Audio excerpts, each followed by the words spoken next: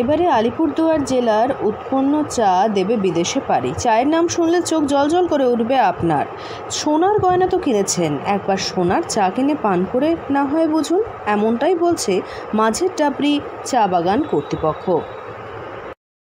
বাজারে বিদেশের বাইরে দুবাইতে আমরা আগামী দিনে আমাদের একটা ট্রেড ফেয়ার আছে, সেখানে আমরা যাওয়ার পরিকল্পনা আছে। তো সেখানেও আমরা এই গোল্ডটি আমরা বাজারজাত করব।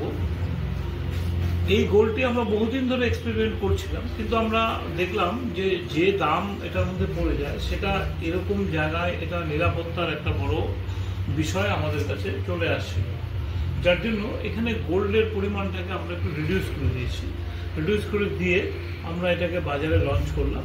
এটা আপাতত আমরা 1 লক্ষ টাকা কেজি আমরা এটাকে বাজারে আনলাম। তো আজকের থেকে এখানে পাওয়া যাবে 1 লক্ষ টাকা কেজি।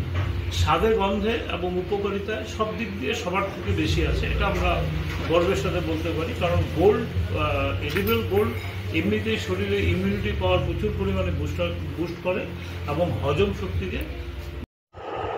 আলিপুরদুয়ারের মাঝের ডাবরি চা বাগান এবার এমন এক চা নিয়ে হাজির, যার দাম শুনলেই চোখ কপালে উঠবে। প্রতি কেজির দাম 1 লক্ষ টাকা। এই বিরল চায়ের নাম গোল্ড টি, তবে শুধু সোনার মতো দাম নয়, এতে সত্যি রয়েছে সোনার ছোঁয়া।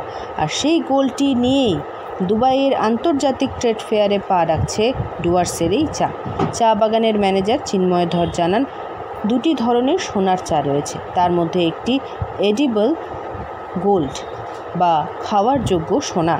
সেই সোনার গুঁড়ো দিয়েই তৈরি হচ্ছে এই চা, সঙ্গে যোগ হয়েছে সুগন্ধি গোলাপের পাপড়ি, ফলে এর স্বাদ ও গন্ধ হয়ে উঠেছে অনন্য।